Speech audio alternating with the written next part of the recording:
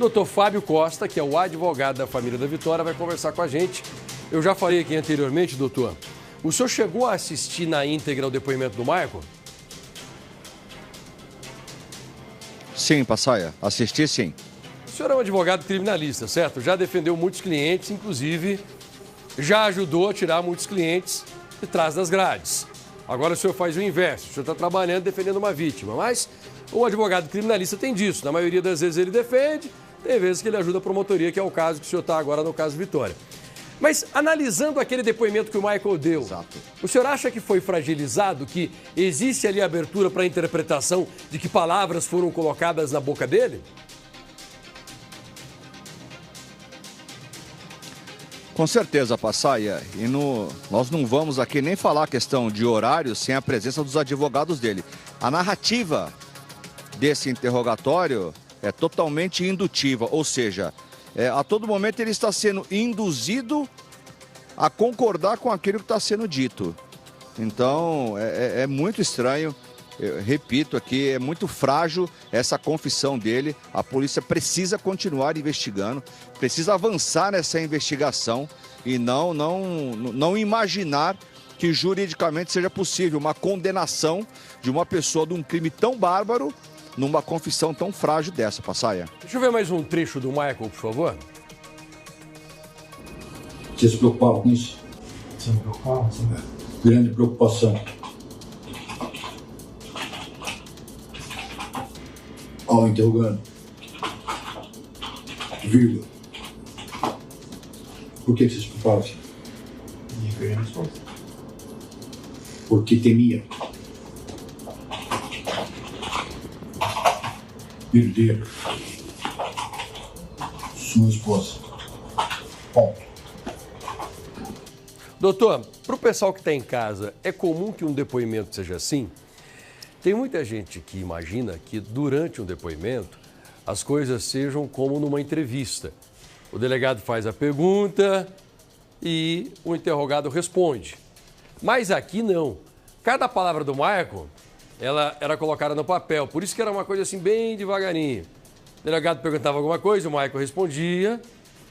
E o escrivão, ele ia escrevendo enquanto o delegado falava em voz alta. É como se ele estivesse narrando o que o escrivão colocava no papel. É assim que funciona mesmo? É desse jeito? É exatamente do jeito que foi feito, não, Passaia. Porque você vê que o Michael ele fala muito pouco.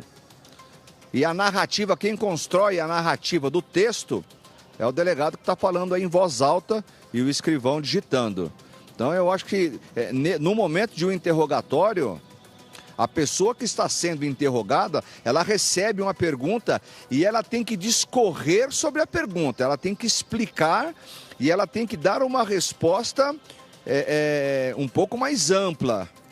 O delegado, sim, depois ele pode pegar essa resposta e ele vai ditar para o escrivão da maneira mais técnica para colocar. Mas o que me chama a atenção nesse momento são as respostas curtas do Michael. Pergunta alguma coisa para ele, ele diz sim, não, mas você viu ela tantas vezes? Sim. Então essas respostas um pouco mais curtas, com essa narrativa do delegado, isso causa muita estranheza. É dessa forma que é feito o interrogatório. Mas o que me chama a atenção aí é a falta de comunicação, é a falta de palavras do próprio interrogado, o Michael no caso. Mas quando o interrogado ele fala desse jeito, ele fala com palavras curtas, como no caso do Michael, e daí?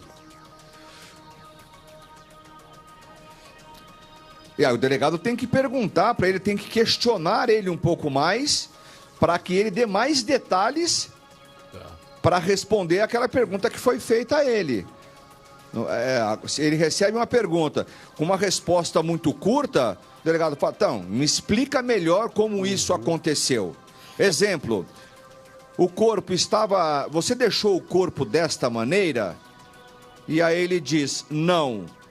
Qual é a pergunta em seguida? Então, por favor, me explica como aconteceu. Como que você chegou lá? Como que você levou o corpo? Como que você deixou o corpo até lá? Quando você deixou o corpo, o que que você fez? Você enterrou? Você colocou pedras? Me conta como aconteceu. E aí tem que deixar ele discorrer. O delegado ouve e aí ele vai ditar para o escrivão, vai fazer um resumo de uma forma técnica para se colocar no termo oficial de interrogatório. Mas me chama muita atenção essa falta de comunicação do Michael em relação às respostas. Pelo que o senhor está falando, na visão do advogado criminalista, é mais apropriado que o delegado resuma do que ele interprete. Porque a interpretação aí vai um ponto de vista do delegado, né? Se quem está sendo interrogado ele tem de ser interpretado, e se a justiça depois interpretar de uma maneira diferente que o delegado interpretou?